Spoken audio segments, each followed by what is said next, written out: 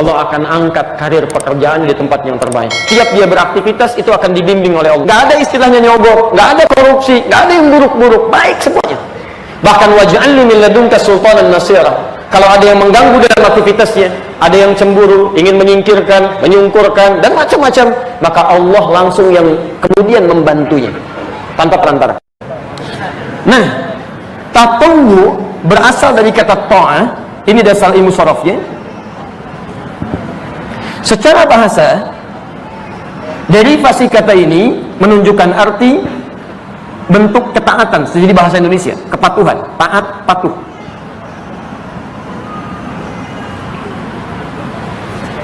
Kalau Anda ingin tingkatkan bentuk ketaatan ini, lebih patuh lagi, lebih taat lagi, lebih taat lagi, tingkatkan lagi, tambah dari biasanya, maka pertama Anda tambah dengan huruf ta di depannya. Ta plus ta. Tapi kalau Anda bukan sekedar nambah, karena ada yang cuma nambah tapi nggak serius mengerjakannya, cepat-cepat selesai bubar, selesai bubar. Tapi Anda ingin serius mengerjakannya, ingin sempurna dalam melakukannya, maka ditambahkan tasydid di antara hurufnya. Baik, tambah tasydid, kembalikan ke huruf asal, tambahkan dengan tasydid. Karena ini asalnya dari wawu, maka dikembalikan kepada wawu, tambahkan dengan ta di depannya, begini, ta-ta, kemudian dikembalikan ke wawu begini, diberikan tasydid di atasnya. Dari ta'a menjadi tatawwa'a, mengandung arti kepatuhan atau ketaatan yang bertambah dari biasanya dan serius dalam mengerjakannya. Kenapa sholat nafilah di hadis tadi disebut dengan tatawwu? Salah satu maknanya, orang yang mengerjakan sholat nafilah menunjukkan ketaatannya, kepatuhannya kepada Allah bertambah dari orang-orang yang rata-ratanya mengerjakan sholat fardu saja. Yang kedua, orang kalau ingin mengerjakan nafilah tidak cukup dengan sekedar mengerjakan saja, tapi kerjakan secara serius supaya pahalanya diberikan maksimal di dalamnya. Paham sampai sini? Gambaran di benak kita, termasuk perasaan di diri kita, bahwa mohon maaf, ada orang tertinggal sholat fardu, itu perasaannya masih biasa. Tapi kalau Anda sudah meningkat kepada nafilah, ada yang tertinggal satu nafilah saja, maka Masya Allah, penyesalannya begitu dalam. Ini menunjukkan bahwa level keimanan dan ketaatan Anda kepada Allah sedang berada di titik yang paling tinggi. Ya. Ada orang terlambat isya, biasa-biasa. Ada orang kehilangan tahajud karena ketiduran, penyesalannya begitu dalam. Nah, bagaimana mendapatkan nuansa seperti itu? Maka diisyaratkan dalam huruf tasydid di situ. Ya, tanda tasydid, wawunya bertasydid. Tatawwu ingin menunjukkan bahwa tidak cukup kita menambah dengan salat-salat nafilah saja.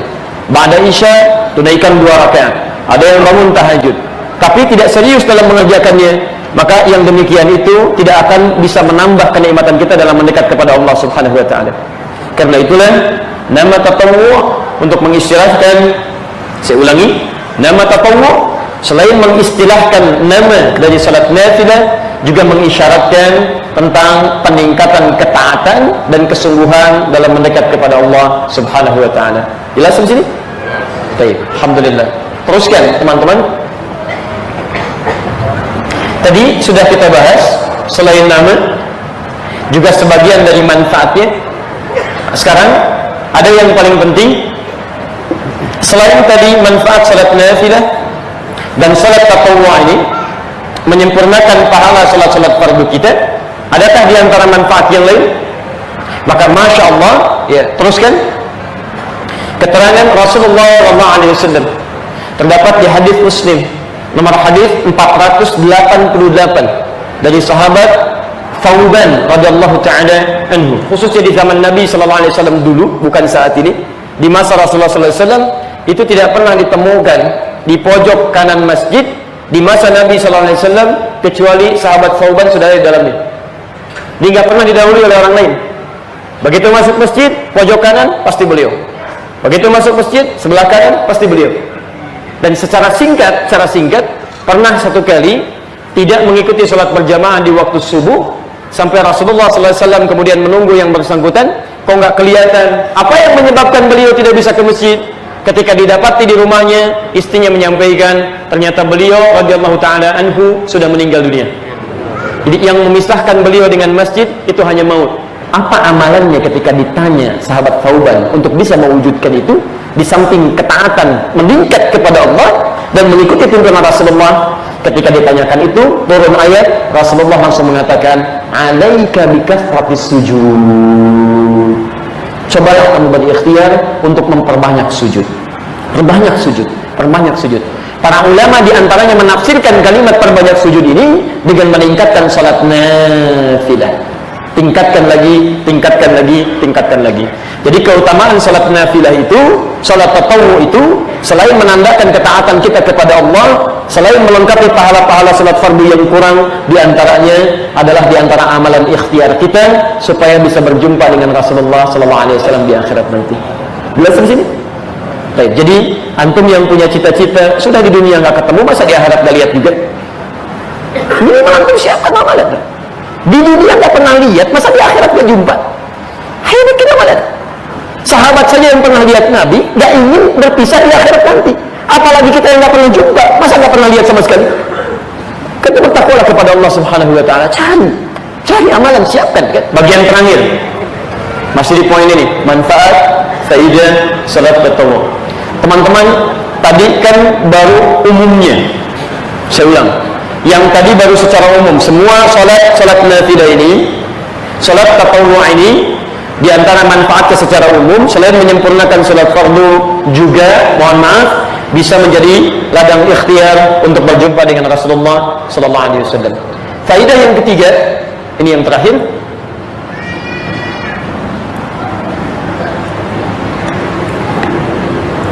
menghadirkan manfaat khusus, menghadirkan manfaat atau keistimewaan khusus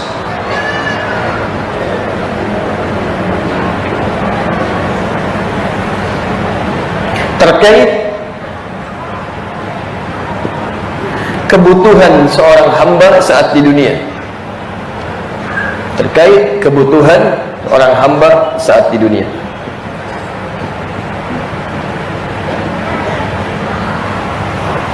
Jadi selain menghadirkan pahala akhirat, salat-salat ini juga nanti, ya diantaranya ada yang memiliki keistimewaan-keistimewaan tertentu yang terkait dengan kebutuhan kita di dunia, bukan cuma di akhirat.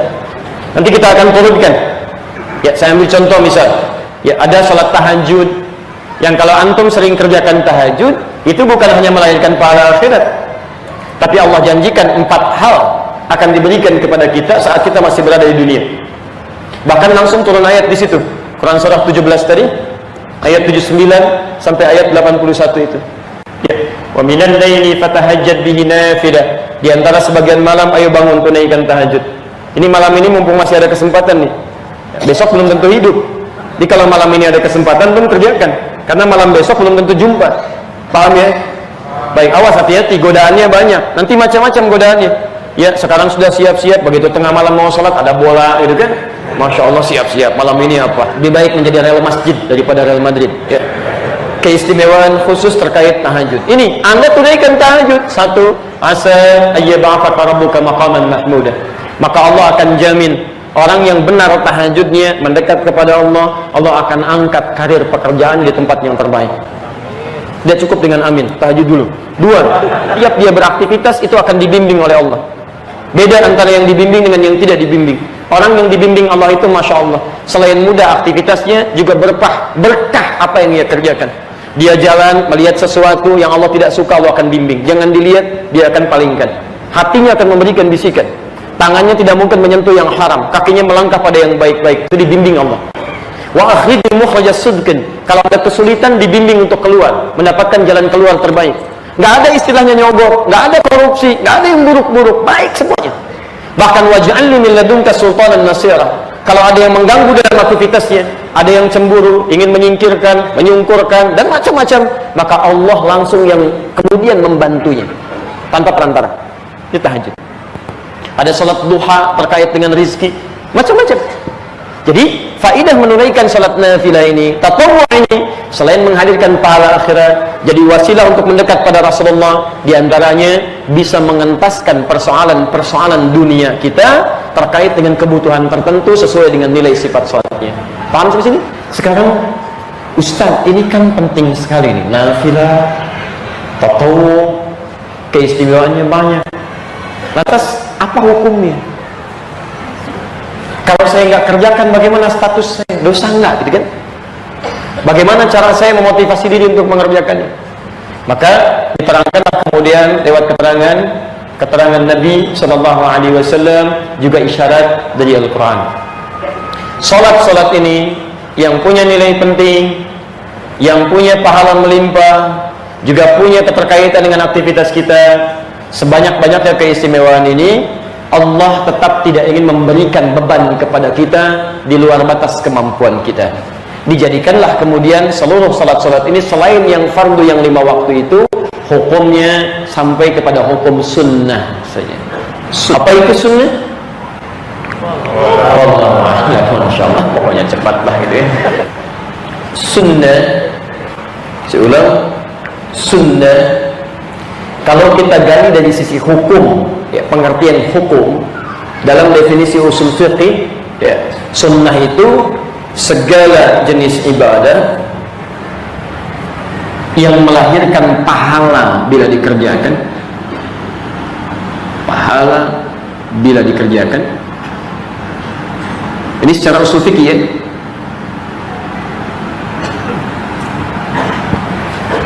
Dan tidak berdosa bila tertinggalkan. Lihat redaksi yang saya ucapkan, bila tertinggalkan. Tidak berdosa bila tertinggalkan.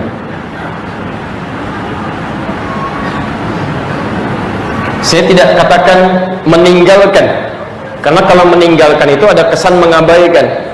Anda nggak berdosa dengan nggak mengerjakannya, tapi ketika Anda menganggap ringan itu, seakan-akan merasa tidak ada faedahnya, maka di situ melahirkan kesalahan. Jelas ya? Nah, jadi walaupun tadi banyak manfaat dan sebagainya, ada terkait dengan keperluan-keperluan kita, tetap hukumnya diisyaratkan dalam Al-Quran, disebutkan nanti dalam hadis-hadis Nabi SAW, tidak sampai pada derajat fardu, tapi sunnah. Di sini bukti kemurahan dan sifat rahman Allah Subhanahu wa taala kepada kita, karena belum tentu setiap kita bisa mengerjakan sesuai dengan kemampuan masing-masing. Jelas sampai sini? Baik, sekarang perhatikan hadis riwayat Muslim. Saya ulang, hadis riwayat Muslim di bab yang ketiga, sebab yang ke-10, hadis nomor 12, jilid yang pertama, halaman 201, posisi paling kiri sebelah atas.